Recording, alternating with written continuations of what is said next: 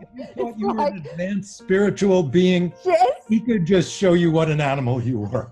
and, Oh, and he did it with such, he just went right to, right to it. And he just did it with such, he did it so definitively. I mean, there was no doubt about it. He could just see it. Yeah. And know it. See it, know it. Yeah. So as I thought about Chris in that setting, follow my lead. And then he said, teach and serve. Well, that really kind of irritated me because I thought, I've been teaching and serving for 30 years now. Yeah, I'm pretty tired of it. I want to have some fun. As a celebrated doctor, I've been teaching and serving all my life. What do you mean? I mean, I'm here at this conference and I've been working my buns off to try and prepare presentations and, the whole spring, winter and spring, I was going to conferences teaching. And then all of a sudden it hit me. Teach and serve was what he did. And I was to follow his lead, not my own lead. And all of a sudden, there was this amazing feeling of lightness that came over me. And I thank Christopher. You got to accentuate the positive. I feel good. A little bit of feel good goes a long way. You're listening to Karen Swain, teacher of deliberate creation, accentuating the positive, showing you a way to a better life. Accentuating the positive, it's not just fad, it's sanity. Who in their right mind would accentuate anything else? If you feel like that's what you want to do. Hi, welcome to another show, Accentuating the Positive with Karen Swain. Just a little note at the beginning to ask you to remind you to subscribe and like and leave your comments and join our mailing list if you're interested in knowing more about what all the subjects that we speak about on the show. Not only do I have brilliant conversations with amazing people with incredible life stories and experiences, but we explore this further in the Inner Sanctum, which is an online group that we have. Or you can have a reading with me and I can help you tap into your own genius creation, speak to your own spirit guides and speak to spirit and anything that you want, really. So just a little reminder that all this is available on karenswain.com. And I'm chatting with Dr. Leo Galland today about his book, Already Here, about his journey with Christopher. And it's just beautiful and profound. So enjoy the show. Welcome to another show, Accentuating the Positive, Expanding Consciousness with Karen Swain. So great to be with you again. I have another extraordinary man to introduce you to today. His name is Dr. Leo Galland, and he's the author of a book called Already Here about his son, Christopher. I just want to say welcome to the show, Dr. Galland. Thank you so much for having me on the show. It's so great to be talking with you. Can I call you Leo? Sure, of course. Great. So let me tell you a little bit about Dr. Galland here. I've got his bio. You're the author of a few books, The Allergy Solution with Jonathan Galland. That's obviously your son, yeah? Yes. And The Fat Resistant Diet, also with Jonathan, Power Healing and Super Immunity for Kids. So amazing books. So Dr. Leo Galland specializes in the evolution and treatment of patients of all ages with complex chronic disorders. He views the relationship between doctor and patient as a partnership that empowers people to take control of their own health. Dr. Galland is a pioneer in studying the impact of intestinal microbes. He has received international recognition for developing innovative nutrition therapies and treats autoimmune, inflammatory, allergic infection, gastrointestinal disorders, as well as he describes his work in numerous scientific articles and textbook chapters. A graduate of Harvard University, the New York University School of Medicine, Dr. Galland is a board certificate in internal medicine. Is that right? Board certified. Sorry, I'm not up with the whole allopathic system. He is listed in leading physicians of the world and America's top doctors in 2017 awarded the Albert Nelson. Oh, you'll have to talk to Marcus or Albert. It's the guy that founded Who's Who. Oh, okay. Can I put you on hold for 1 second? Yep. Is that possible? So Already Here describes the death of Dr. Galland's son, Christopher, at the age of 22, the direct evidence of life after death that he showed him and the communication he had with him after his death, which totally changed your life, understanding of the universe, of life and its meaning, and of heaven. In life, Christopher was a brain-damaged special needs child who challenged everyone he knew with his unpredictable behaviour and uncanny insights. Oh, this is what I love about Christopher. After his death, he revealed to Dr. Galland, to Leo, the real purpose of his life, to be a spiritual master who taught others by confounding their assumptions and expectations. He showed Dr. Galland that the human soul is indestructible and that the universe depends on its existence on the immortality and individual consciousness because the universe itself is an act of love. Christopher's wisdom was revealed to Dr. Galland in 3 gifts, which he calls the gifts of opposite, the gift of presence, the gift of timelessness. And he came to realize that these 3 gifts were not intended just for him alone. They contained ancient wisdoms held sacred in many traditions, and Chris intended for Dr. Galland to share them with others. Already Here was written under his direction. I have to say, it's absolutely true. You sent me the book to read, and it's just profound. Do you want to talk a little bit about Christopher? Can I just ask you, how old would Christopher be now if he was still here? Well, he'd be about 52. Oh, okay, yeah, I thought it was about 50 years ago reading the book. I sort of didn't do the math, but I'm thinking early 50s, yeah. And he died at 22 about 30 years ago. 30 years ago. Yeah. Yes. So do you want to talk a little bit? So this is what I love about this, because you're so celebrated as this wonderful doctor, and the science profession and allopathic sort of is so it's coming on board, isn't it? But it's so sort of thinks all this afterlife, talking to spirits thing is so woo-woo, and then you've had this exponential experience yourself, which I love. Well, here's the thing that's important to understand about science. Science is an attempt to understand the world rationally based upon experience and experiment. But experiment is based on experience. It's only one subset of experience. Now, the problem with most scientists is that they don't really take that definition to its limit. So if there is an experience that is not understood within the framework of knowledge that has been acquired, it just gets dismissed. But that's not being a scientist. So what I describe in Already Here are experiences that I had, and one of them in particular, to some extent the defining experience, because it makes its way to the cover of the book, was an objective experience. Nobody can doubt that this actually happened. So how do you interpret this? How do you evaluate it? Do you just dismiss it and say, well, that was a real quirk, so no one else has had an experience quite like this? Although that's not true, because since I published Already Here, I've heard from a lot of people that have had experiences like that. Or do you try to understand what this means? And as a truly committed scientist, I decided I have to understand what this means. I have to take this in. And the taking in began with the moment of Christopher's death. And the more subjective experience that I had at that time.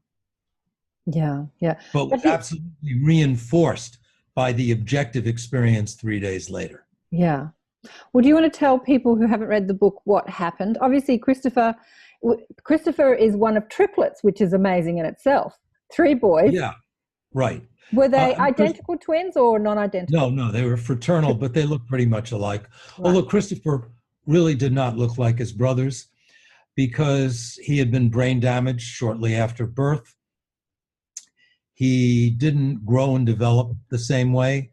Mm-hmm. And he had sustained so many injuries in his life because of his physical awkwardness that his face he looked like an old prize fighter. I mean, he had so many scars on his face. And when he finished his schooling, we arranged for him to go to a community in the Berkshire Mountains. Now, we live in New York City, and he was about 150 miles away in western Massachusetts on a farm that was part of a community based on a principle called life sharing, in which people who were brain injured in one way or another lived with people who were not, and they shared their lives, and Chris participated in the life of the farm. And he had been there for 9 months when he died. That figure might be significant if you're into numerology, but it was a cold November morning. It happens to have been All Souls Day, so if you're into that kind of meaning, maybe that's significant. He had gone for a hike in the woods with a couple of people from the farm, and Christopher had a seizure disorder, among other problems. And what we believe happened was that he went off from the small group he was with, had a seizure, tumbled down an embankment, and drowned in a stream that was almost dry. It had about 2 inches of very cold water in it. Mm. I had gone out for lunch with my wife to have lunch with one of my other sons, Jeff, who had just started a new job, and came back to the office, and my wife, Christina, was going to come over afterwards. When I returned, my office manager said, we had a phone call from a hospital in Great Barrington, Massachusetts. Christopher's in the emergency room. They're resuscitating him, which was shocking, of course. I called there, and they told me that he had come in basically in cardiac arrest. He appeared to have drowned. His lungs were full of ice cold water. As a result, his body temperature was very low, and they were trying to warm him. And I asked if they could continue warming him and resuscitating him until his body temperature came up, because his temperature was like 68 degrees. So he was being preserved virtually. It was like cryopreservation, and that protects the brain and the heart. And so I said, just warm him up and see what's happening. And then I sat in my office waiting for my wife to come over. I tried seeing a patient who had come from a long distance to see me. It's impossible to function under those circumstances. I couldn't think straight. I could communicate, but I couldn't interpret any data in front of me. My wife came over, and I told her what had happened. We were devastated, crying. We both sat in my office waiting for word from the emergency room. And I don't know how long. It felt as if we couldn't move. Everything was heavy. We were just leaden. You could barely breathe the air. The light in the room seemed so dim.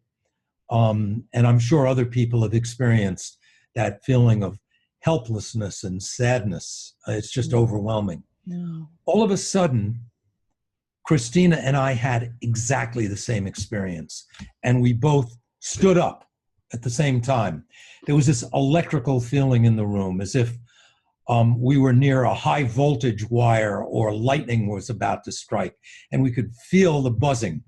And then we both had the same vision, and we didn't so much see it with our eyes as with our mind.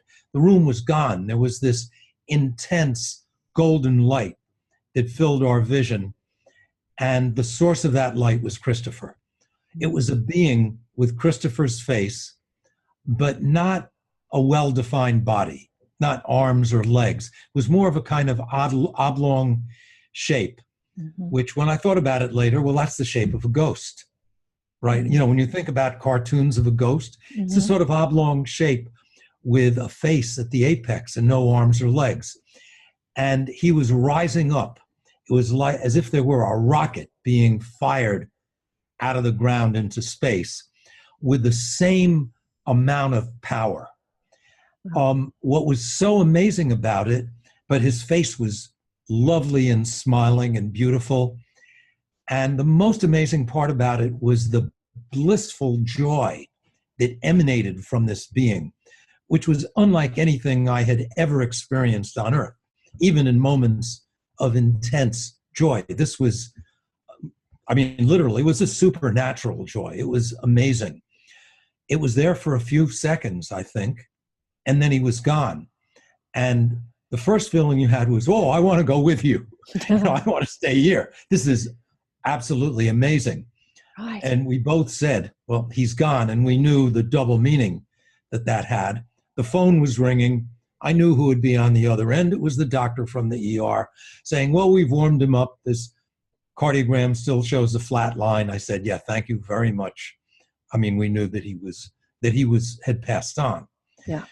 Now, we tried to process what that means. And, you know, so my first thought was, wow. I mean, I knew that Christopher was pretty amazing because he was such a character, but I never imagined this. Is there a being like that inside of all of us? And it did nothing to stop the grief that we felt at his death. I can't imagine what that would have been like without this, however. Right. Because it was what a gift to have this vision. How lucky we are. I mean, so there's this, throughout this whole episode, there's this confusion of feeling, Yeah. you know, between joy and pain. Yeah. Between And of course we had to, ecstasy and pain. yeah, ecstasy and pain, exactly. Mm. And we had to explain this to his brothers and other people in the family and decide what are we going to do about a funeral. I mean, we had never thought or planned for that.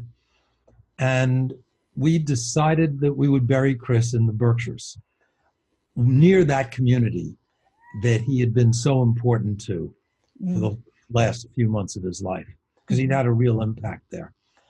And so we went up to Great Barrington, Massachusetts we made plans for the funeral. And we went up there and met with people in the community and had friends come up and spent a couple of days sort of celebrating Christopher's life and arranging flowers for the graveside and getting people up for a funeral mass and a priest that we knew and some beautiful singers that we knew who came up. And at a kind of an out of character moment, I ordered up 21 yellow helium balloons to be released at his graveside from the florist. And that, I don't know where that idea came from. I'd seen somebody walking out of there with red and blue helium balloons. And they were a real, you know, so I said, well, okay, we're going to get balloons. Yeah. Let me ask you, because you say this in the book too, an out of character idea, you know, these yellow, I don't know where that idea, where do you think that idea came from? Well, it clearly came from Christopher and from what happened as a result of those balloons. Yeah. Which was the second part of this proof. So the balloons were placed next to the grave, and they were tied to a sandbag. With each balloon had a yellow ribbon, and the yellow ribbon was they were tied very close to the sandbag because they had been taken into the church and then they'd been placed in a funeral van along with a coffin. So there wasn't a lot of room for them. They were hard enough to control. And I couldn't untie them. So what I did was to cut them. Somebody there had a penknife, and I cut the ribbons with a penknife. And so each balloon had a very short, kind of jagged yellow ribbon attached to it. It was not the elegant effect that I had looked for. And then at the end of the graveside service, we all released the balloons at once into the air. One of them had popped, and my youngest son, Jordan, who was 8 years old, said, "That one was Christopher's." And so we released them. It was a windy day, and they all went up very fast and blew away very quickly. And then the next day, we returned to New York. We were driving home through Manhattan, where we live, and because the traffic was so heavy that day, we took an alternate route, which took us past Columbus Circle, which is a landmark in Manhattan. And Christopher Columbus had a certain significance for Christopher because they shared the same name. Mm-hmm. And at a place where we used to live, there was a statue of Columbus, and it had his Italian name, Cristoforo Colombo. Oh. And so I would call Christopher Cristoforo, and he would burst out laughing because it just sounded so strange. So we came to a red light as we were entering Columbus Circle, and a yellow balloon descended from the sky, hovered right in front of our car, about 10 feet, just out of reach. And I couldn't have gotten out of the car anyway. There was the road was packed and the light was turning to green, and then just kind of bobbed away. The balloon looked like it was a helium balloon about a day old, and attached to it was a short yellow ribbon about 12 inches long, which was kind of crudely cut at the end. Mm-hmm. My first thought when I saw it was, wow, isn't that a coincidence? Someone must have lost a yellow balloon in Central Park. We were a block away from Central Park. Yeah. Of course, this was a cold, windy day in November in New York. In Australia, it might be a nicer weather. Here, that's the late fall. Yeah. And if it had been lost in the park, it would be rising up. It wouldn't be settling down. Jordan's immediate reaction was, "That's my balloon." I mean, there were 5 people in the car. Everybody saw it. This was a real physical event. And I wanted to grab it, but it was impossible. It was too far away. The traffic was starting to move, so I just let it go. And I mean, that was just mind-boggling. It was one thing to have this vision of Christopher's soul at the moment of his death. Yeah. But the thought that somehow he had guided this balloon from Great Barrington to New York City, and it had descended at Columbus Circle, a place of special significance, at the exact moment we were driving into it. I mean, that was pretty, how do you explain that?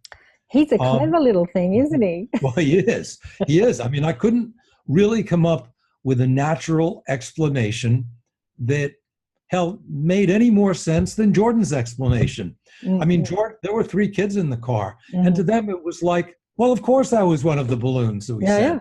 Yeah, and of course Christopher said it. What could be more natural? I could not scientifically come up with a better explanation than that. Oh, you scientists. Yeah, right. So that really, I mean, that just really changed my attitude towards death. Really, it's so interesting what you say here, because us humans, we're so stubborn. You know, you have this unbelievable, ecstatic, blissful experience of Christopher exiting the matrix, I like to say. And it still kind of didn't penetrate the logical mind. Right. It was like, oh my God, but then like, okay, now we have to get on with grieving and organizing funerals. Right. And it's kind of like, and then it's like they keep knocking at our door, don't they, until we open it. it felt to me as if Christopher were laughing at me, and he was saying, "How I know you, Leo. Sure, I gave you this gift, but given enough time, you would find some way to dismiss it, to Right. conclude that, well, this was really a shared hallucination due to Right. how close I am to Christina and the intenseness of the moment.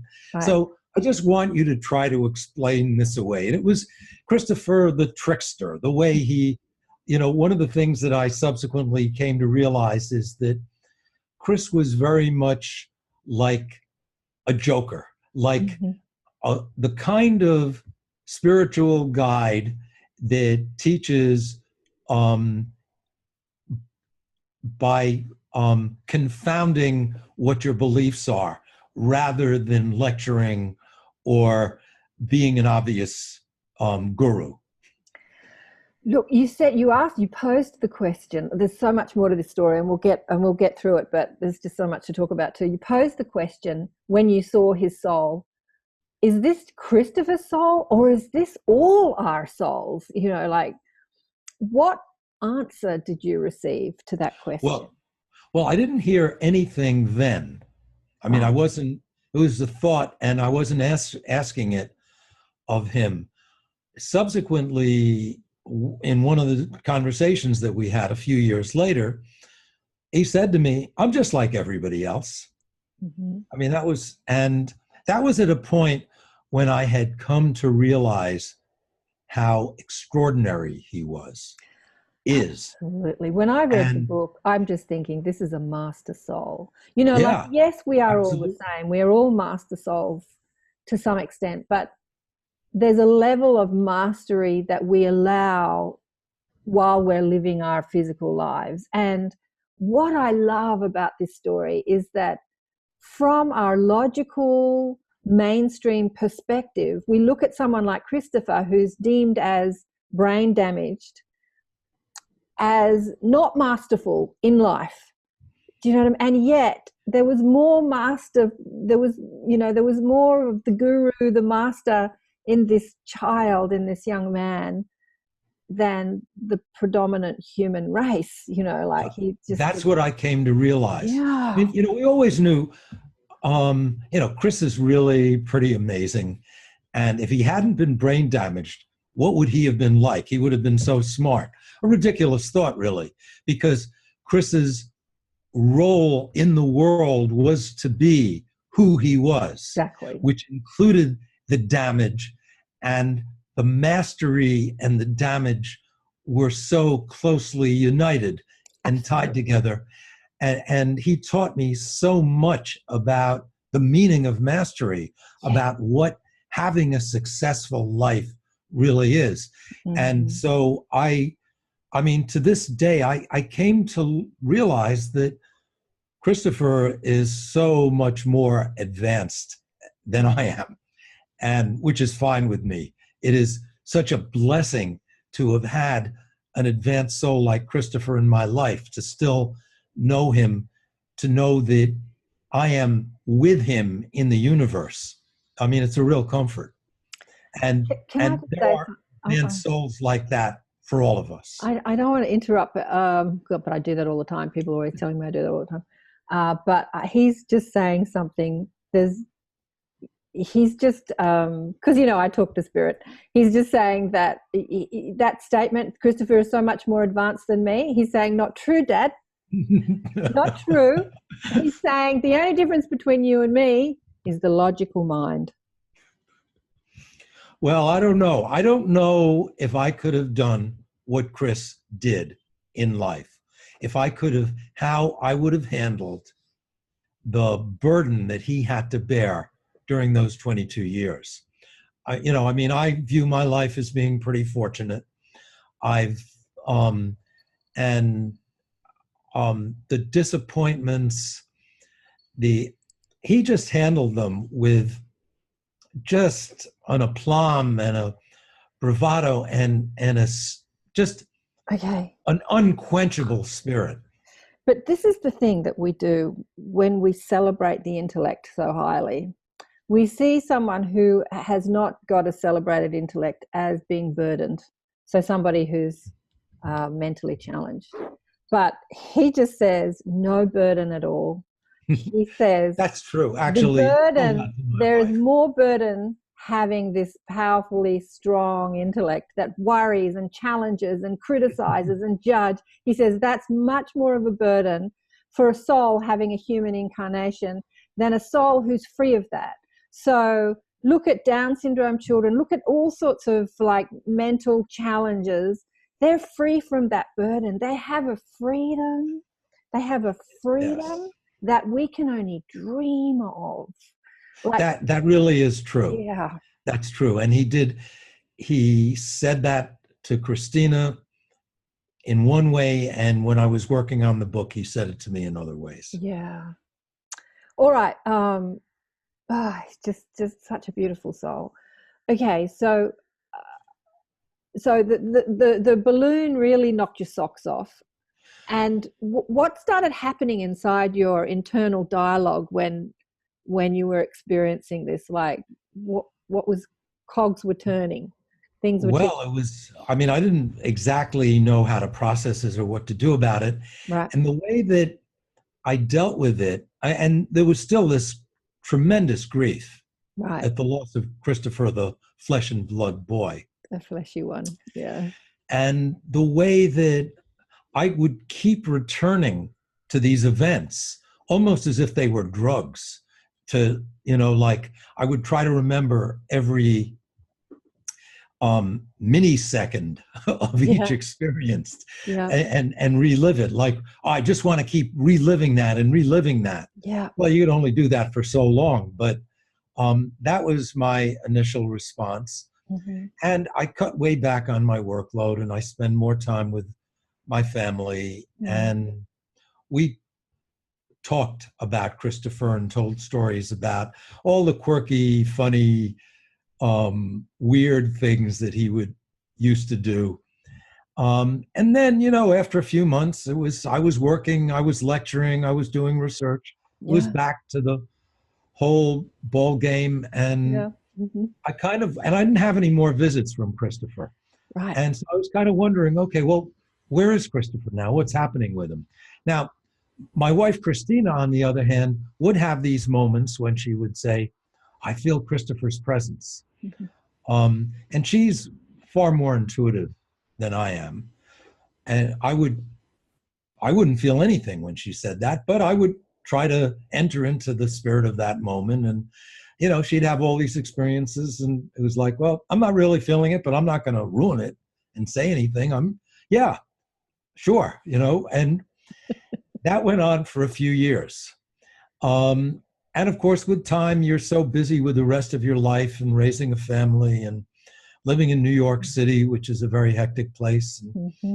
having a career and all of that, life returns to the way it had been. Yep. And then about 5 years later, I had an experience. I was flying to Los Angeles from New York. And now I've done that trip many, many times. This was the only time the flight path of the plane went directly over the Grand Canyon. It's Right. never done that before or since. Right. It was amazing. And I felt as if I were transported outside the plane and I felt Christopher's presence with me. And then I remembered that at the time of Christopher's death, I had planned a trip with him and Jordan, our youngest son, by car to the Grand Canyon. I'd never taken Christopher on such a long road trip, but he seemed to do better and was easier to be with when you were driving than at other times, because Christopher was always very demanding of attention.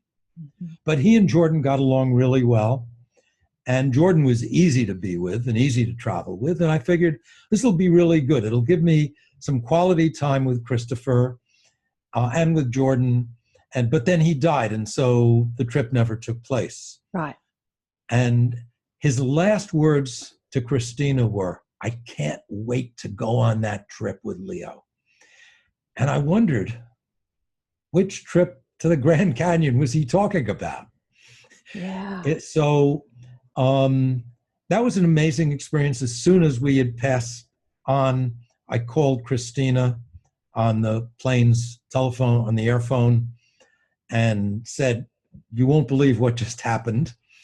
But then that was it for a few weeks. And about 6 weeks later, before another trip that I was taking to California to give another presentation, I was awakened in the middle of the night by Christopher's voice saying, "You have to tell my story. People need to know."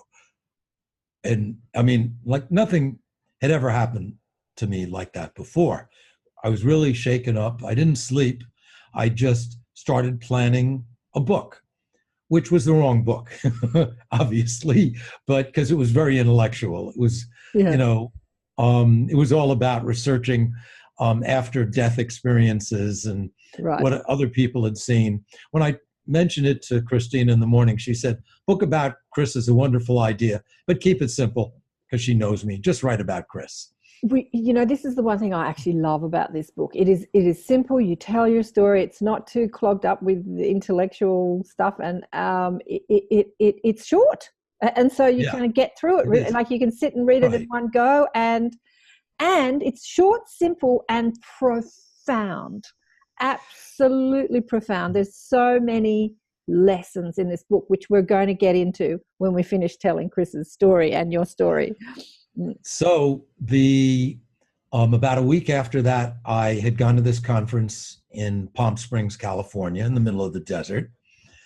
And I was awakened this first night there. I was awakened in the middle of the night by the same voice saying, "Tomorrow there will be a revelation in the desert." I'd planned a trip out to the Mojave Desert to look at wildflowers with Jordan the next day. Right. And so I said, "Well, wow, what's next?" Well, that trip to the Mojave Desert was a total bust. There were no wildflowers. It was miserable. The roads were crowded.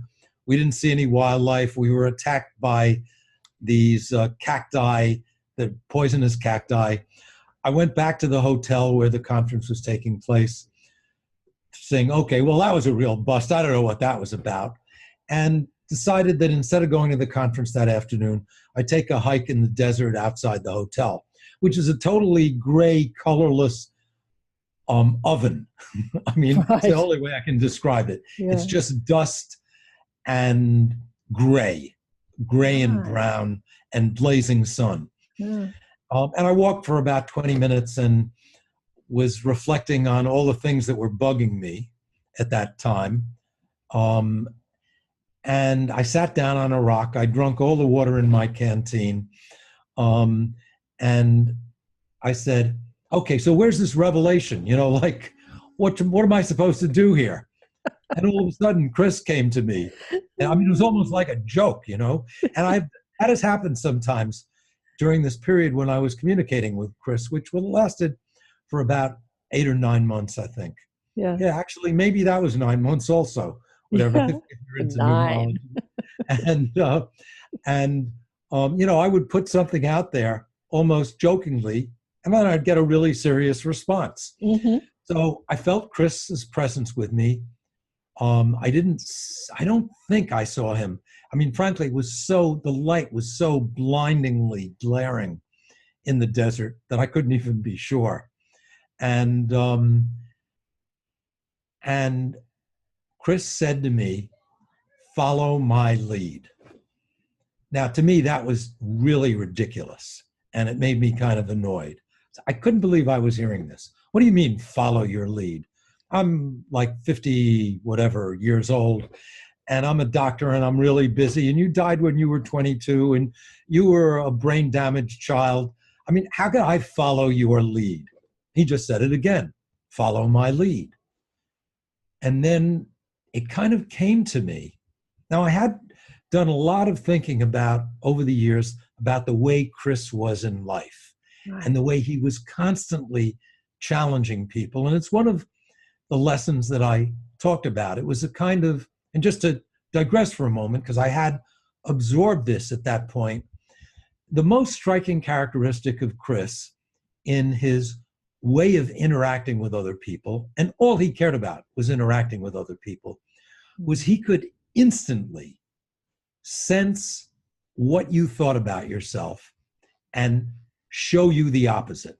So if you were some other brain damaged individual who was really seemed totally pathetic and nonverbal and rocking back and forth and drooling all over yourself, Chris would treat you with such respect and dignity.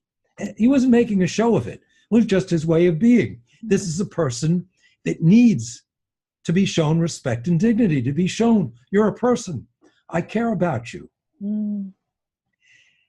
If you thought you were a loser, and there were a few people that, a sort of functioning loser, not a brain damaged individual, but a person who just couldn't make it in life. And there were people that came along in Chris's world that were like that. Chris would get you to take care of him in a way that you could really feel what an effective human being you were. I mean, that was pretty astonishing. But if you were somebody who thought, oh, I'm an adult, I'm a very mature person, I'm totally in control of the situation, I'm an authority, he could drive you stark raving mad. He could bring you face to face with your dark side. He could show you that underneath it all, you were just as irrational and stupid as everybody else. Yeah, I know. I love and that. An absolute genius for doing that. It's like you think that you're really in control of everything. I've got life handled. Everyone's at my beck and call. I'm in control. He would show you just how you're not in control. If you thought you were an advanced spiritual being, yes, he could just show you what an animal you were. and, I know. and he did it with such, he just went right to it. And he just did it with such, he did it so definitively. I mean, there was no doubt about it. He could just see it. Yeah. And know it. Know it. Yeah. So as I thought about Chris in that setting, follow my lead. And then he said, teach and serve. Well, that really kind of irritated me because I thought, I've been teaching and serving for 30 years now. Yeah, I'm pretty tired of it. I want to have some fun. As a celebrated doctor, I've been teaching and serving all my life. What do you mean? I mean, I'm here at this conference and I've been working my buns off to try and prepare presentations and, the whole spring, winter and spring, I was going to conferences teaching. And then all of a sudden it hit me. Teach and serve was what he did. And I was to follow his lead, not my own lead. And all of a sudden, there was this amazing feeling of lightness that came over me. And I thanked Christopher, and I went back to the hotel to shoot a game of pool with Jordan. I mean, it wasn't like, oh, now I've solved the riddles of the universe. It was, I'm going to go shoot some pool. Yeah. It was that, you talked about the freedom that comes with brain damage. Yeah. So then I figured, okay, I would make some time this summer to write this book about Christopher. And I asked people who knew him to give me stories because I wanted to fill it with stories from other people and fill it in with information that maybe I didn't have. And I gathered them together and I spent the next summer starting to write his book.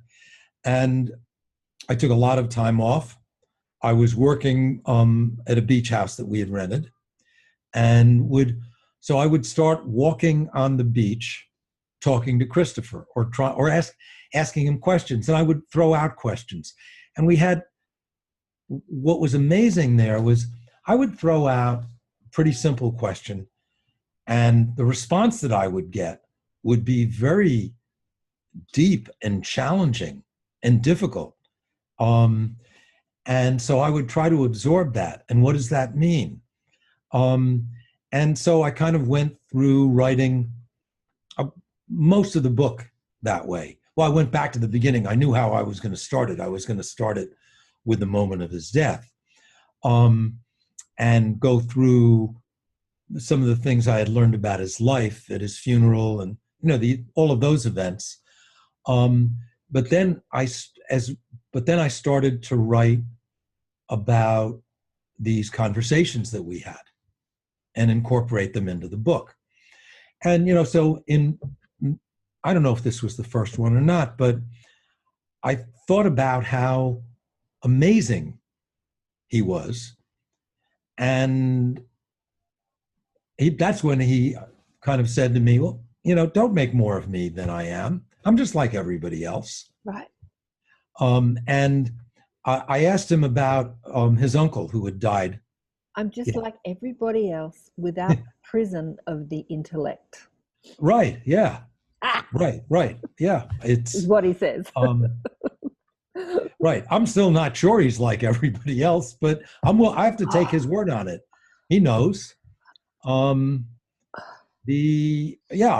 hope that I'm like Christopher. The power and joy that emanates from his being is what everyone would want. Yeah. All the time. All the time. All the time.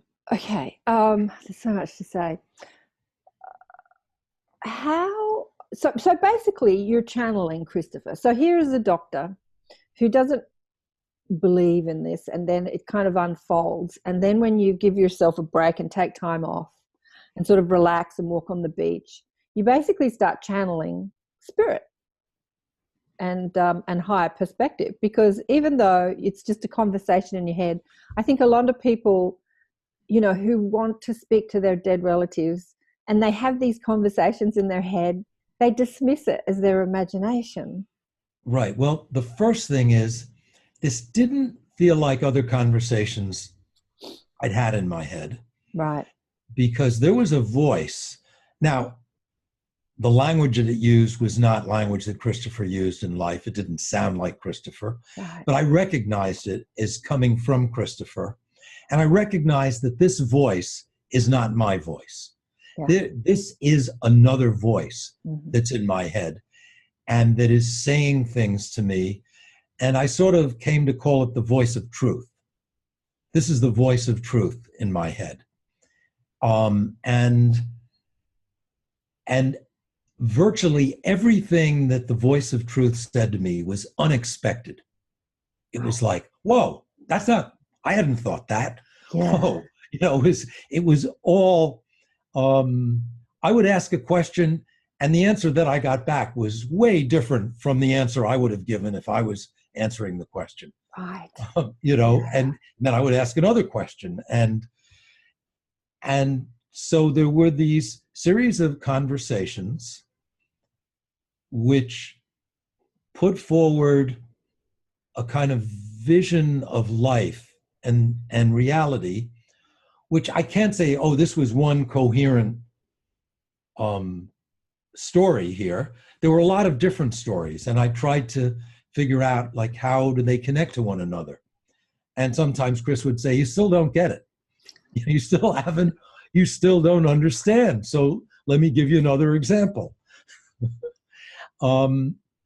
And I mean, I don't know how much you want me to go into those individual. Well, I'd love to go into them because there's a few things I want to say. You talk about, he gave you 3 gifts: the gift of timelessness, the gift of presence, and the gift of, what was the opposite? The gift of the opposite. Right. And the gift of the opposite is so much the most basic, fundamental. And this was really his life. By being difficult, Chris was teaching us something about ourselves. So, what you were saying is that he would show you the opposite of who you think you are. So you think you're silly and stupid, he'd show you your bliss. You think you're really smart and you got it all under control, he'd show you how you're out of control. Like that was his life, right? He would. Right. And he was that way with people, but he was that way about everything. Right. I mean, once we're driving down Fifth Avenue and he couldn't think of anything else to say. Fifth Avenue is a one-way street heading downtown in Manhattan. He said, I want to go the other way. We just burst out laughing because that was so Chris. Yeah. And I didn't understand it at the time. He was basically saying, this is the gift. the opposite. However you think it is, the opposite is also true. Understand that, and you will understand the universe better than you ever thought you would. And I kind of reflect later on about how Rudolf Steiner, in one of his lectures or essays, had basically said the same thing, that in order to understand, in order to develop psychic consciousness, I read this short essay he had written. He said, the first thing to do is take a walk down a country lane and look around you and realize that everything is either growing or dying. Right. And they're doing that at the same time. That is the fundamental principle of our universe. And Chris was teaching that to me in so many different ways. I mean, that's just the way that he was. Now, that's a conclusion I came to. I did allow my rational mind to take the gifts and figure out, how do I communicate this? After I had written this, and eventually Hay House published it, one of the things the editor said before she published it was, well, I want to get a little bit more about your perspective. That is, this can't just be a book celebrating Christopher. It has to be a book about how Christopher changed your life. Yeah. Because you're the doctor, the man of science. How did this impact you? And so I thought about it and realized that there were these three gifts. I mean, that was my interpretation, intellectual interpretation of what I got from Christopher. But I mean, the gift of the opposite was just, and I talk about the meaning of the gift of the opposite and how essential that is, how it really underlies everything. And kind of what its history is, that what Christopher was teaching me was actually came from an ancient and profound tradition. This wasn't just what he was making up because he was on the other side and could show me things. That in fact, there was a long human tradition of understanding things this way. And I was trying to enter into it. And that Christopher was showing me one pathway into it.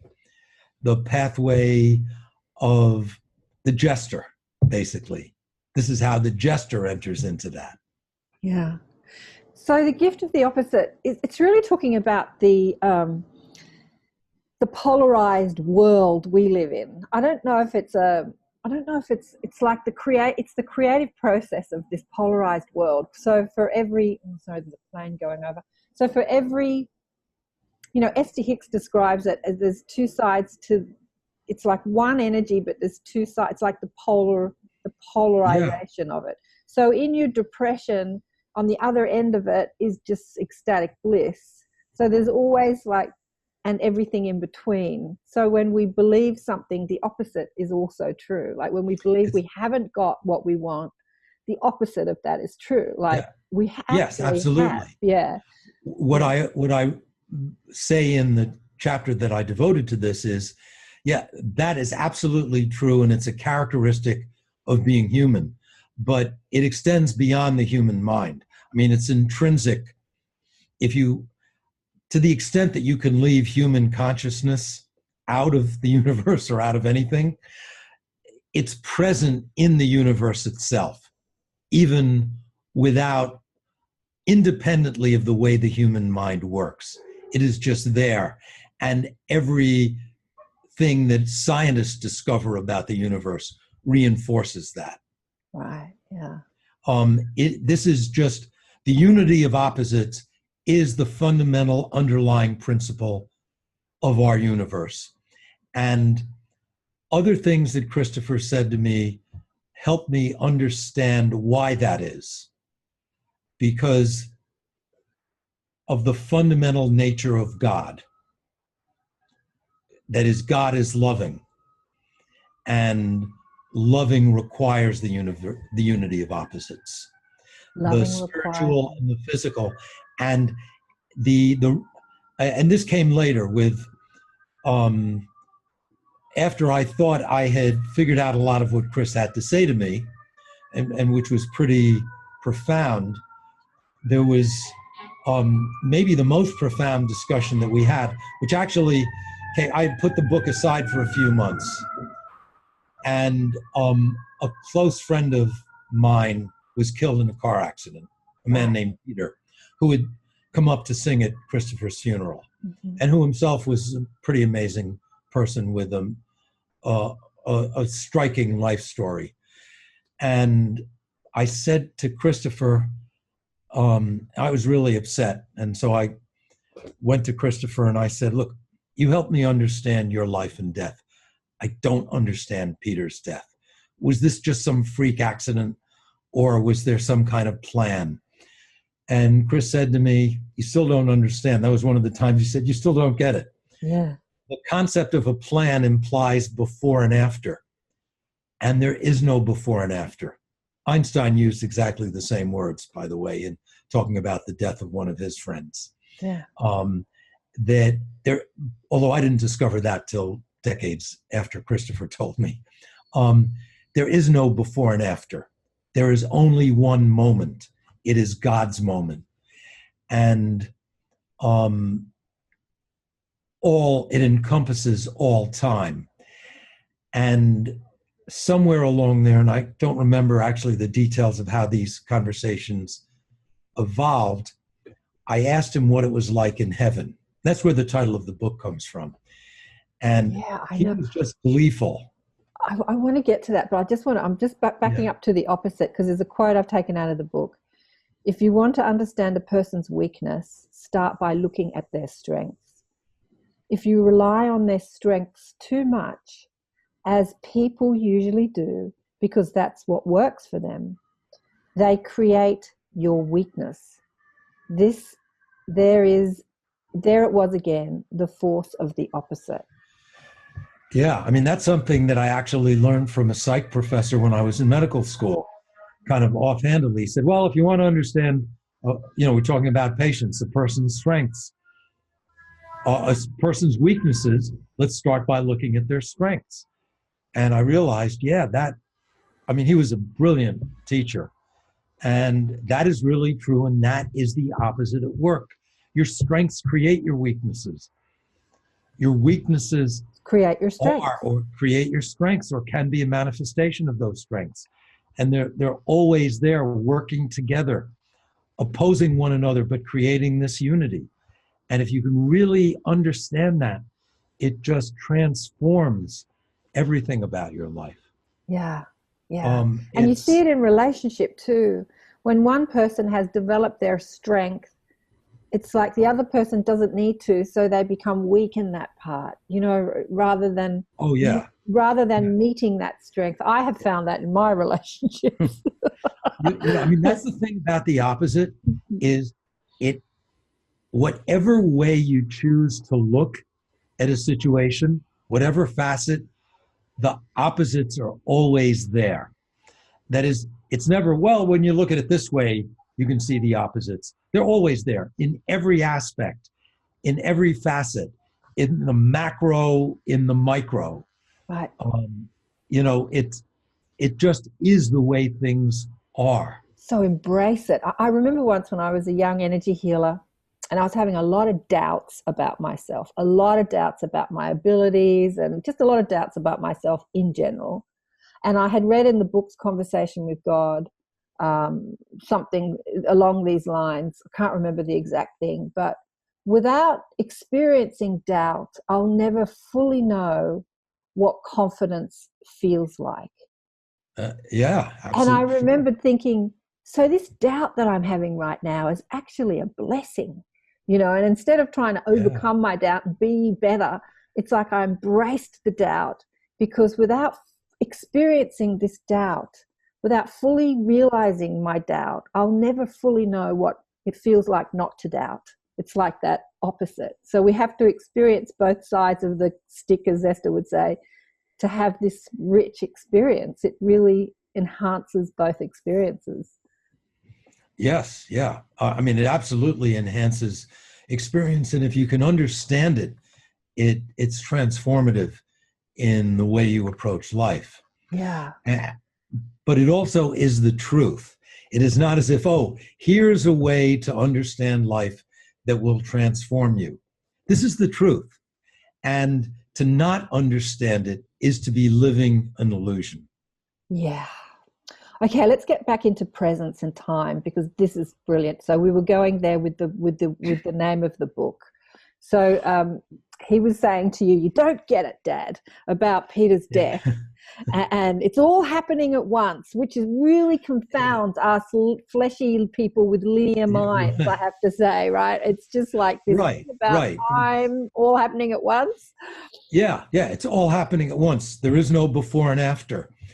I came to, and what I came to realize is that actually what Chris was describing is the quantum universe as described by quantum physicists. Right. In which, I mean, the arrow of time is just a small compartment in that universe.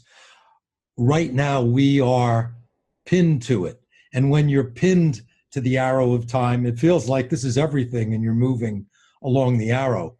But it really is just a small part of it. It is surrounded by timelessness. And, but it is essential. Time is essential to timelessness. The opposite is always essential. And this is what I came to realize about the nature of God. So I had this conversation with him around the time of Peter's death, in which I said to him, and this was just in my kitchen. I mean, I always had to be alone to talk to Christopher, but I was just cleaning up the dishes after dinner or something like that. This wasn't, walking along a beach or in the desert or any profound place like that. The dishes are the best place to have conversation. The shower and the dishes. Got that. So I said, okay, Chris, so what's it like in heaven? Yeah. And he was just gleeful. He said, it's what I always wanted. Everybody is here. Everybody. Because Chris always wanted to be with everybody that he knew. Everybody, even you. Yeah. Well, that really gave me a shudder. And then it gave me pause. So I said, everybody is there. So I, had to challenge that. Well, I said, what about the evil ones? What about Adolf Hitler? There's this cold chill that I felt. I felt as if Christopher were having his breath sucked out. And there was like this cold wind blowing through the universe, the thought of that. And so Chris said to me, you have to understand the nature of evil. A lot of bad things happen, but they're not evil. They're just the result of the nature of matter, the human selfishness and ignorance. And these things are a challenge to love. I mean, a lot of them have to do with stupidity, and stupidity is a challenge to love. But that's part of what we're here for. Evil is different. And then he explained the nature of the universe. Now, he had previously told me that God is loving. And because I had gotten into a question about being present in the moment, and what if you were present in the moment, fully present, but because he said that our real task is to be fully present in each moment of our life. I said, well, what if you're really present, but you're doing something evil? You're hurting other people. And he had said to me, you already know the answer to that because you asked the question. The question itself is the answer, because God has values. God is loving. And so evil is not one of God's values. Loving is God's value. And then he went into this. He said, remember, I said to you, God is love. Or really, God is loving. God is the act of loving. It is not God loves. God is not a separate being who loves. God is the love. God is the act of loving. In order to have loving, you need a separation. You need separate beings, because this is not self-love. This is loving. So that is the reason the universe exists, so there can be separation, which I thought was amazingly profound, and I never would have come up with that. Yeah. The universe, the physical universe exists because physicality is suited to separation. Yeah. The separation allows loving. That is basically God, creation, and existence are all one. There is not a separate God who then creates a separate universe. It is all one. It is the universe, the unity of opposites. It is spirit and matter unified, and they need each other. There is no matter without spirit, and spirit needs matter to express itself fully, to express loving. And spirit needs matter to express loving. Oh, there's an aha moment. That's a beautiful moment, right? And that what is unique about human consciousness, what is so important about human consciousness, is that, see, God has created an infinity of unique individuals, each loved and cherished for its unique individualness. That is what loving is about. That is the purpose of the universe. And human consciousness can enter into that and uniquely understand this individualistic characteristic of every being and cherish and love that. That is why we were here. That's why we are here. That is how we enter into God and become part of God, and God is part of us. Then he said, but there are beings. Love must be given freely. That's a condition for love. You can't coerce it. There are individuals who perversely turn against their reason for existing and hate others because of their otherness, not for any other reason, but because they are other. And in today's world, that is a very profound statement. It's very prevalent in this world. Yeah. Yes. And what Chris said about it is that is a crime against God. That is a crime against your reason for existing. You are here to express love of others. And if you turn against that and what you manifest is hatred of others, you are committing the only crime against God that is possible. Well, there's a lot of criminals on planet Earth then. There are. And he said, and they are here. There is no separate heaven and hell. They are here, and they live in eternal torment because of the schism in their souls, which no love can heal. And then he said, there is sadness for the evil ones because of the torment they live in. But I can't say that in any way diminishes the joy we feel, because it was always this way and it always will be. Now that actually left me feeling kind of depressed. Wow. Because I'm somebody that's always trying to improve things. Yeah. And whether or not I knew it or would admit to it, I had this feeling that I want to be part of making the universe perfect, making some contribution to having everything get better. And Christopher just said, hey, forget about that. It doesn't happen that way. That's an illusion that you're improving things. They just are. And so I kind of retired to my study and I sat down. Christopher came over to me and he realized I was kind of sad. And he said, Leo, you know how you like to tell stories about the way that I was when I was alive, and all the funny, quirky, crazy things that I did? Well, around here, some of us like to tell stories about the way that you were and how you always took everything so seriously and always tried to get it just right. Lighten up. You're already here.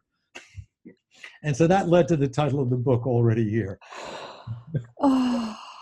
And it really helped me understand timelessness in a way that I had struggled with, throughout these conversations we'd had.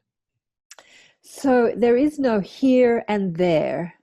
There is here and there simultaneously. So I am physical and I am spiritual. I am a fleshy person, fleshy white person having a human experience, and I am a spirit hanging out with Christopher in other dimensions. So I'm here and there simultaneously. There is no here and then I die and then I'm there. Right. It's that's not a destination. It's not state. a destination. It's a state. Right. Beautiful. Yeah, it's a state, So, and we're all there. And we're all there. Yeah. Right.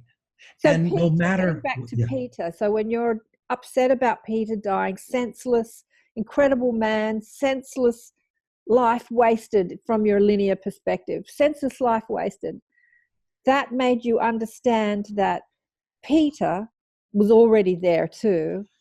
Yeah. And then a part of Peter was having this physical life and doing all these amazing things. But so how did the timelessness help you understand Peter's death? That's what I'm trying to ask, really. It's like, okay, that's what Peter is doing in this world of the arrow of time. Just like that's what Christopher was doing. That was his time in the world, and that's what he did. Yeah. I'm doing what I'm doing. Mm-hmm. And if you only live for 24 hours and die shortly after birth, that's what you're doing. That's what you're doing. But we are all part of this amazing divine state, and which is outside of time, which is beyond time and greater than time. Right. Yeah.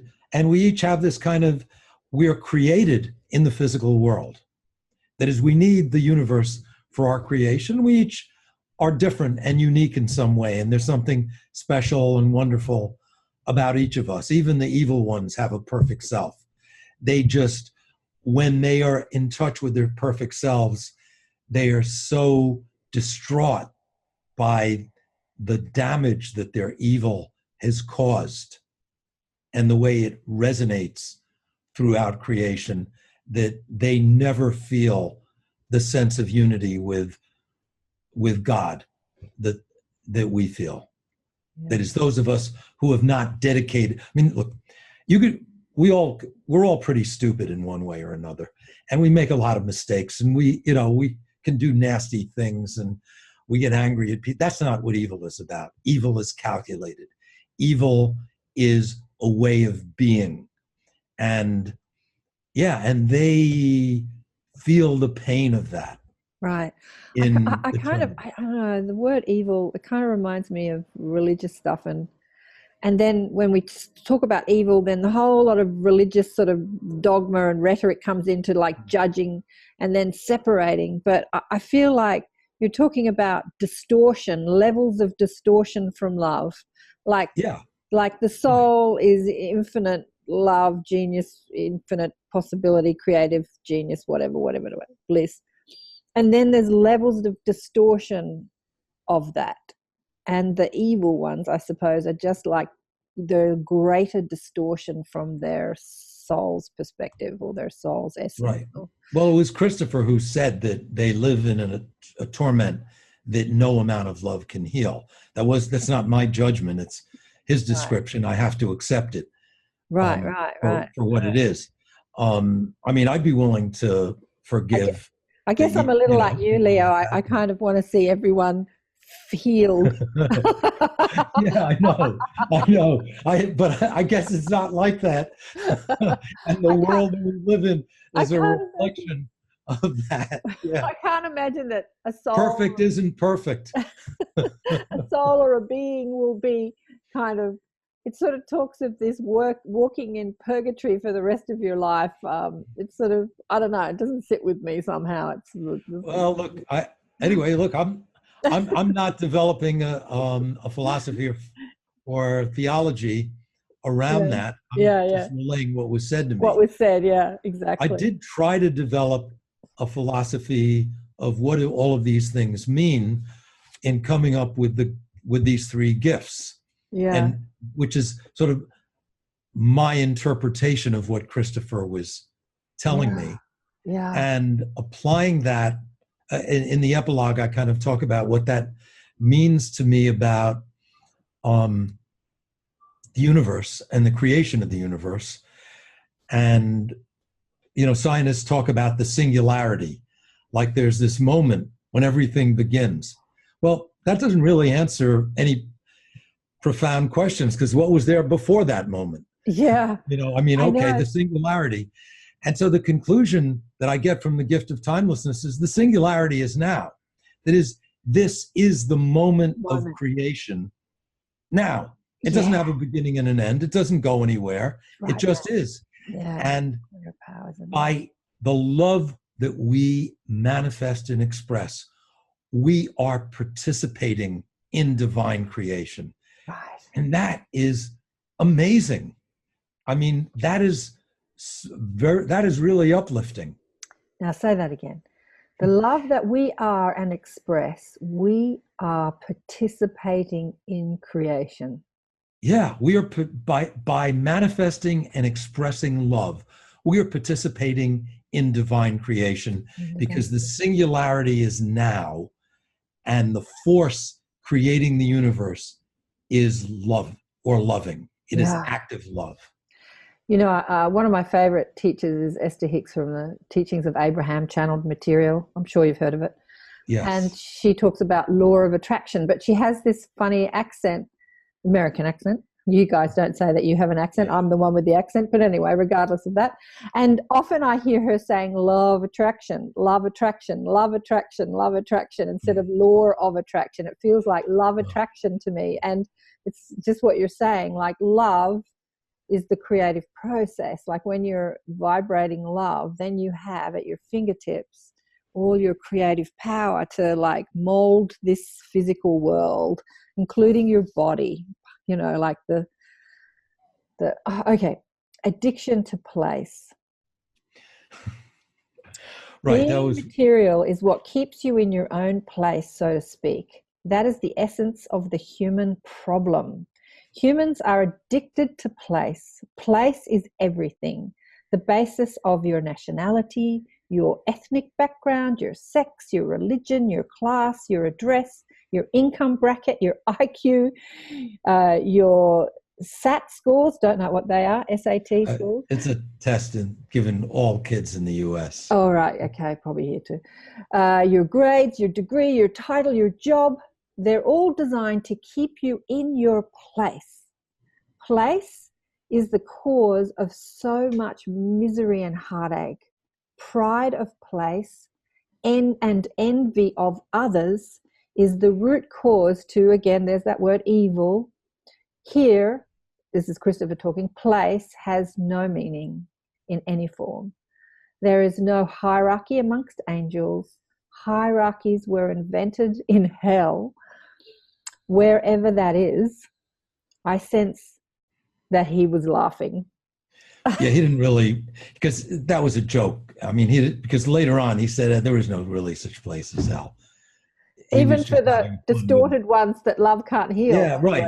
Yeah, they're not in hell. They're not in hell. Right. So you wanted to know how persistent I was during life. Chris continues. That's another tricky question, because there are different ways of knowing. Each soul has a unique agenda, a set of tasks to be completed, a divine imperative. Right, and that wasn't persistent. It was how prescient.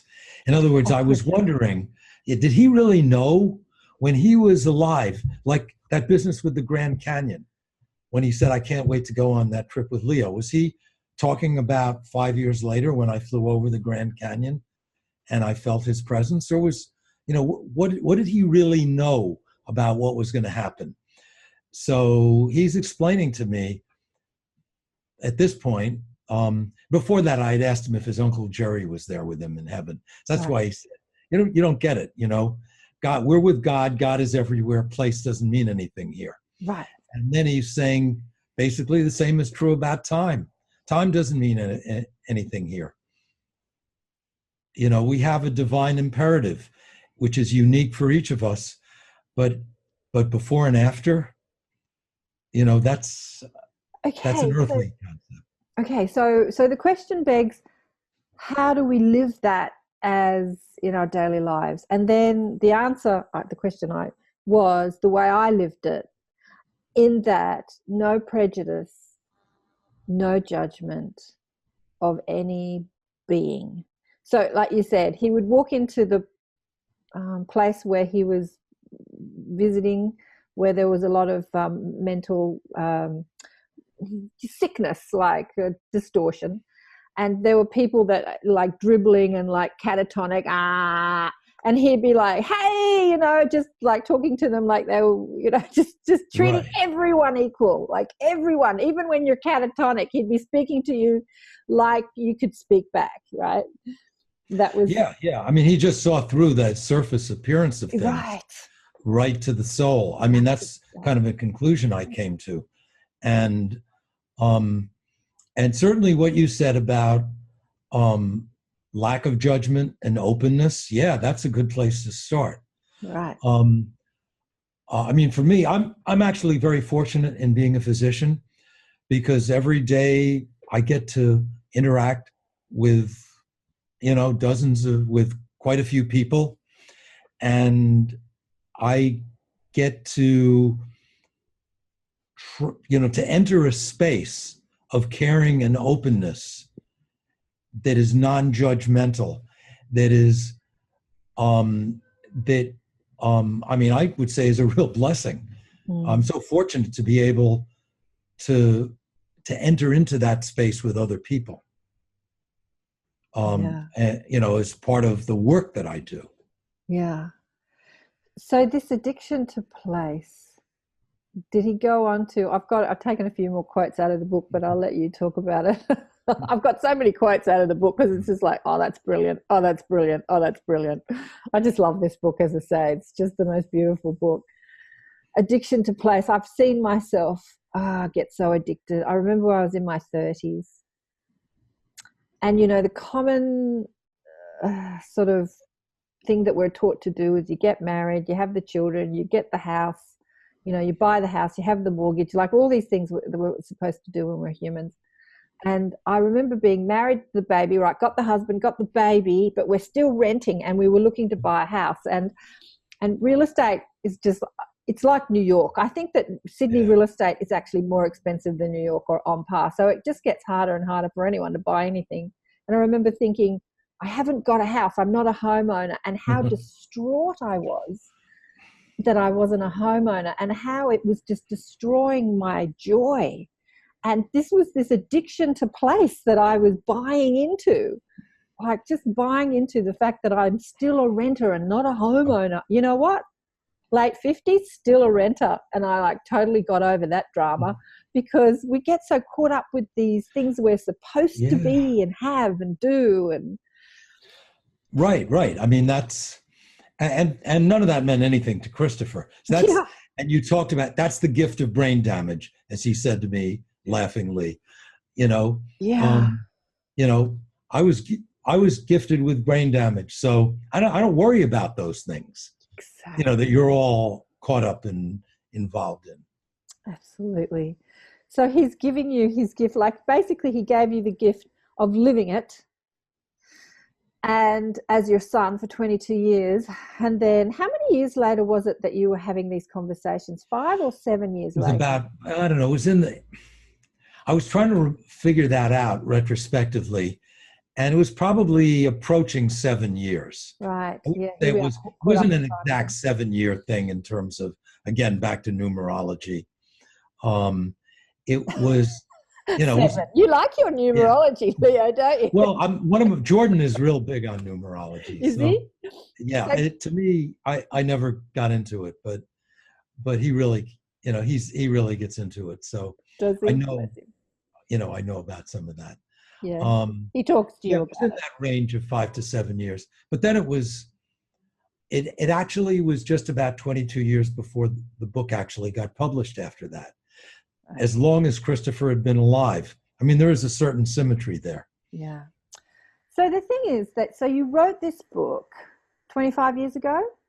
Like, was that, no, how many? 23 or 24 years ago now. And it took you that amount of time to actually publish it, because although you were having these profound aha revelations, both, you know, talking to Christopher and then reflecting on how he lived his life through the conversation, and putting it down for us to have that gift, for us to learn. It still took you 25 years to publish it because of, you know, your place in the world. Your place in the world. Yeah, your place I would say because of my place. as a doctor, as a scientist, revered, but not just a doctor and a scientist, a revered doctor and a celebrated, you know. And I was writing other books. I'm writing these health books, you know, and I'm writing articles, scientific articles. And, you know, and maybe there's this thought, well, if I publish this book, who's going to really take the rest of my stuff seriously? I mean, there were a lot of reasons why we just put it aside, shared it in the family and with some friends and put it aside. And then it was on a computer. And every time I would upgrade my computer and get a new system, I transfer it into a different format. Yeah. And then my last health book was published by Hay House. Right.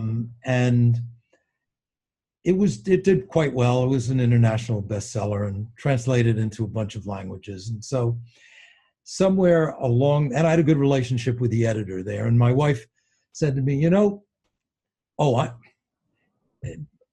long series of events, but she said, I want you to print out Christopher's book for the person who had introduced us to Hay House, actually, because a close friend of hers had just died. And so I hadn't read it in maybe 10 years. And so we printed it. I found it. I printed it.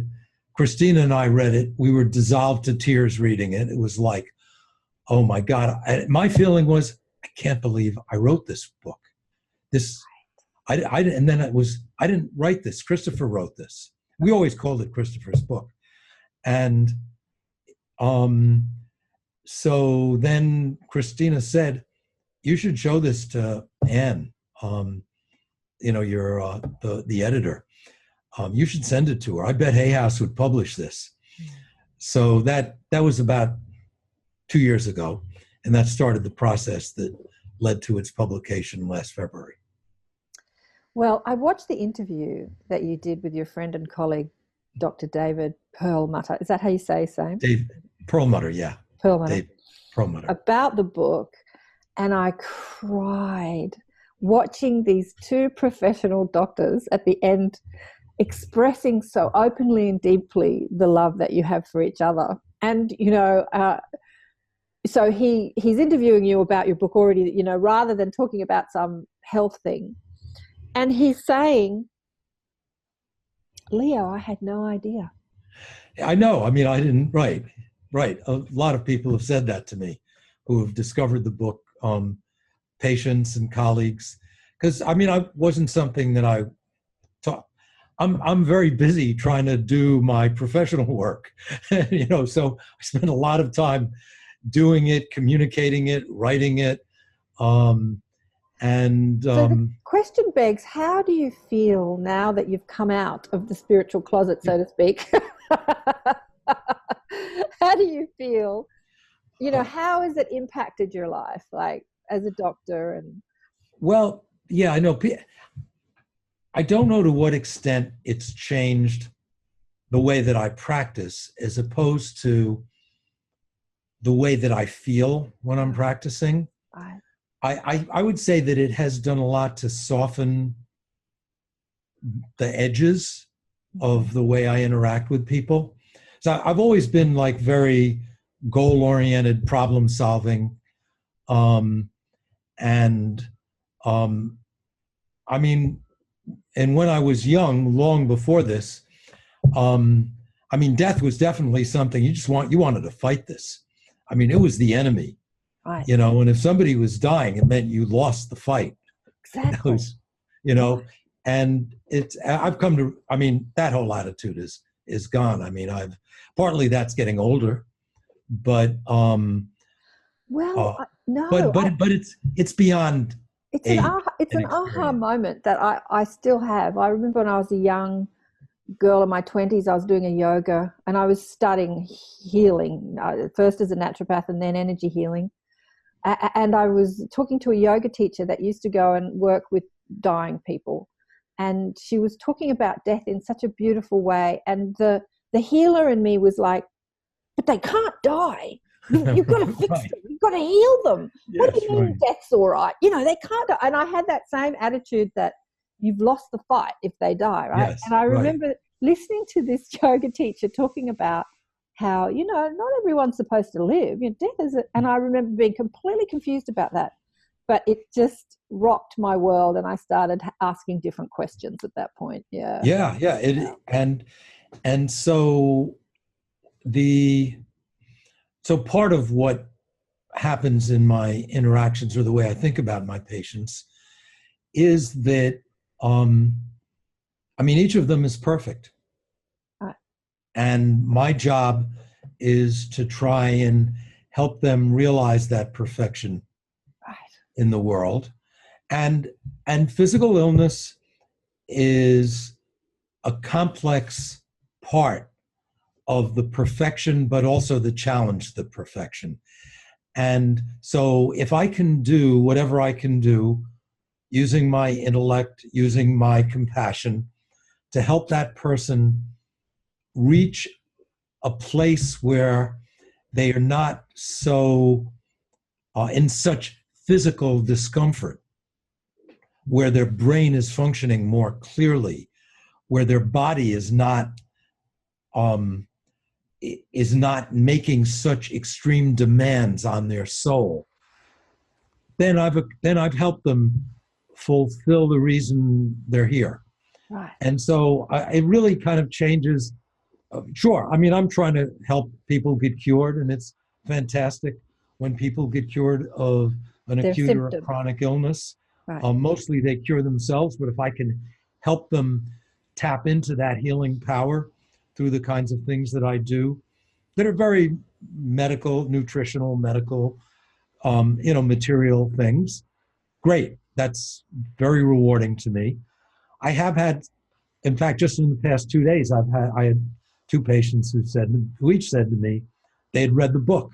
They Right. hadn't known about it. I didn't tell them about it. And they said, I always knew that you were a very spiritual person, but I never really thought about it this way.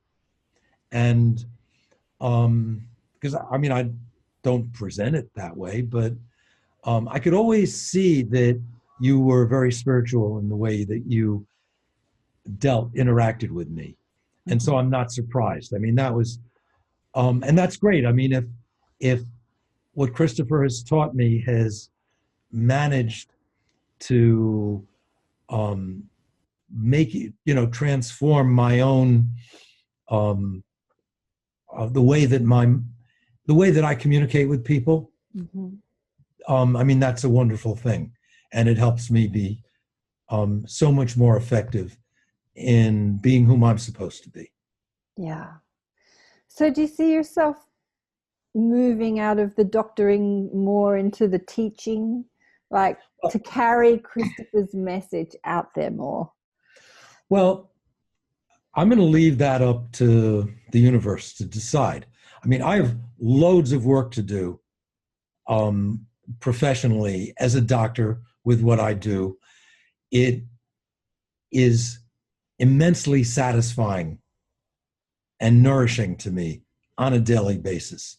Sometimes it really wears you out and it's like, give me a break, but most of the time,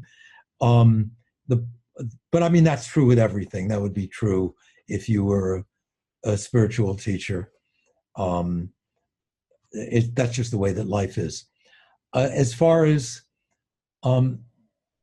some time ago, a psychologist whom I'd referred a lot of patients to said to me, this was before I'd written Christopher's book, actually. He said, well, what you do is psychotherapy. Because I would help people try to get control of their lives and work with nutrition and natural methods to heal themselves. And he said, yeah, that's psychotherapy. That's empowering people. So, and I've other patients say to me, well, what you do is spiritual. I communicate it in the mantle of it is medical, but the real inner content of it is spiritual. So I don't feel that there's a conflict. Will I change the mantle? I would if the mantle changes, I'll go with it. Otherwise, I'm fine doing things the way they are now.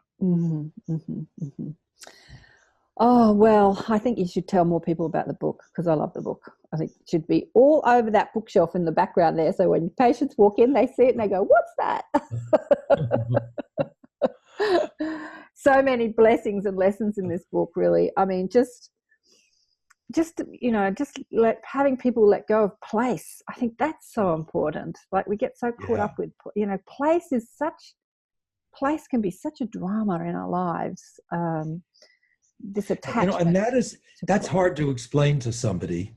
That's why I do one of the things that I love about the book as a tool is it's a story. It's not a lecture. It's not didactic.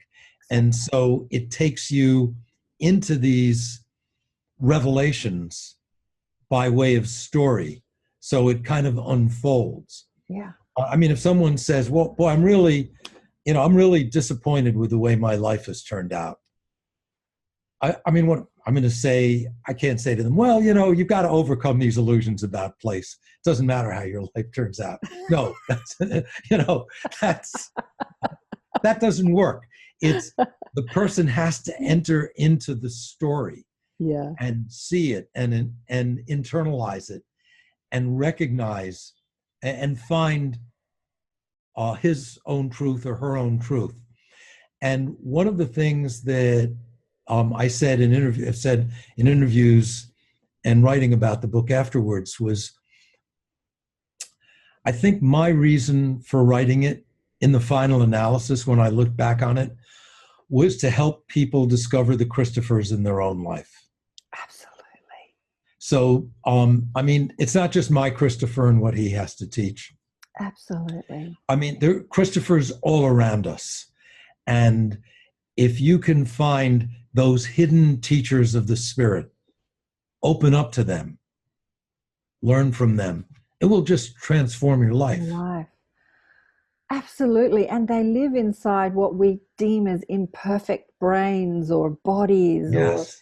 It lives inside the children. I mean, the children that drive you crazy. I always used to say that professional people have a lot harder time having children than like more creative, out of control, sort of messy people that just go with the flow, because children just crack your control drama. They don't, right. They're like babies. They have you up all night. They're going to be awake. They're going to be asleep. They don't follow the rules, And so when you're trying to have everything, to get at it.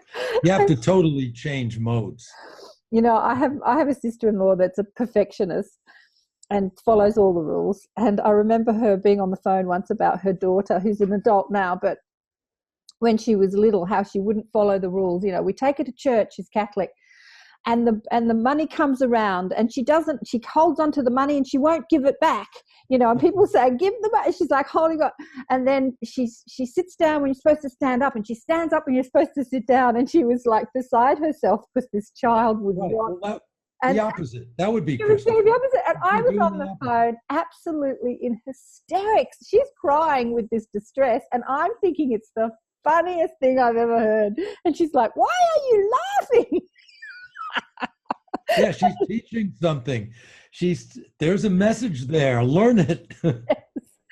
So look for the Christophers in your life, and maybe look at the Down syndrome child as the master rather than the poor little thing. Like, there's a master living inside that body, and it has things to teach me. Absolutely. Oh, Dr. Galland, Leo, thank you so much for being on the show. I could talk to you. It's been such a pleasure. Yeah, I could talk to you for hours and hours. There's so much more to talk about in this book. And as I say, I can't recommend this book more highly enough. It's short, it's simple, it's profound. The three gifts, I think, are just profound. We all need to remember them. As much as I think that I've got it all sorted out, I read things like this and it just reminds me where I'm resisting the opposite in my life, or I'm attached to place, or what was the third gift? I said it in the beginning. There was Well, the gift of presence timelessness, and the and timelessness. You know, the Yeah. thing that I get attached to is getting older and that whole time drama, you know, like I look Yeah. at the age happening on my body and I get attached to that. And that's like kind of time and place, attachment to time and place right there. You know, us humans Yeah, absolutely. attached to it. Yeah. So it was just a beautiful reminder to chill out and be more like Christopher, just be wild and free and play more. And that in my play, like, what did he say to you? He said, be more like me, and you're like, you were this mentally, you know, disabled. How could I be more? But that sense of play, it's like I'm teaching through my play. I'm teaching through my life. You know, that's my message to the world. My life is my message to the world. So such a beautiful reminder. Thank you again.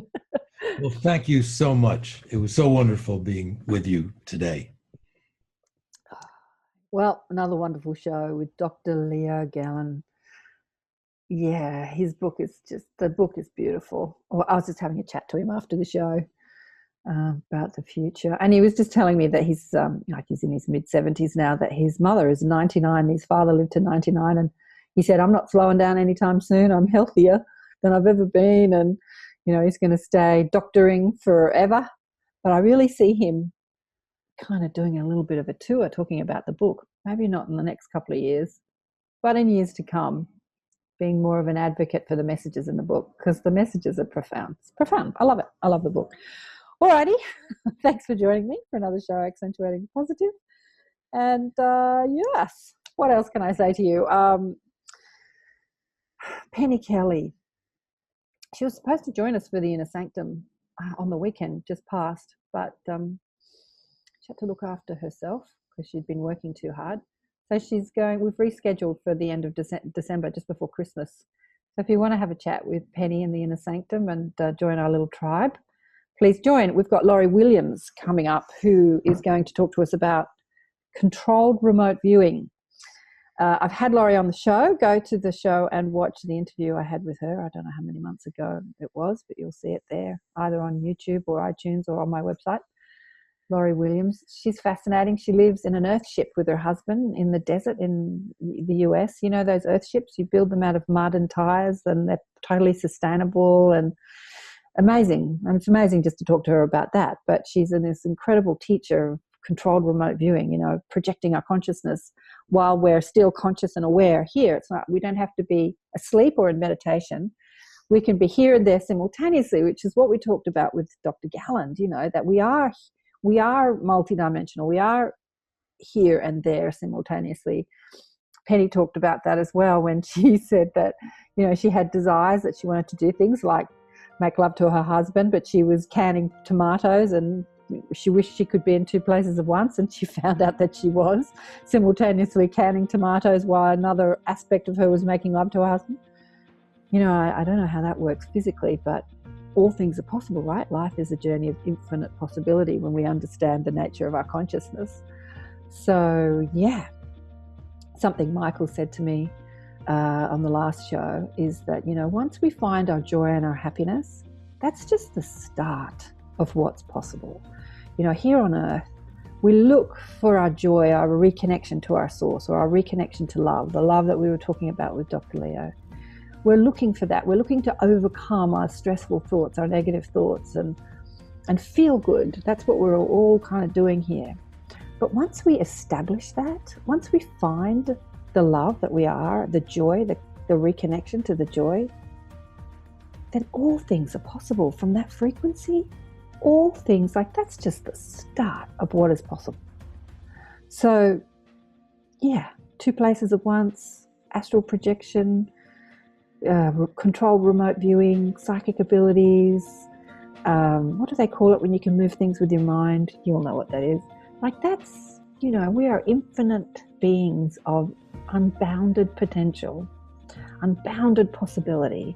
And finding the love that we are and the joy that we are is just the beginning of what we can create as genius creators here in this physical timeline called Earth. So join us let's explore our infinite potential. Love you all. Remember to get the book. I actually sent the book to Dr. Galland because I thought he'd enjoy it. I sent him a copy. Whether he'll have time to actually read it or not, it's another thing because he's very busy. But it's a great read, and I thought he'd enjoy it, and especially after what he's been through. Love you all. Mwah! Bye for now.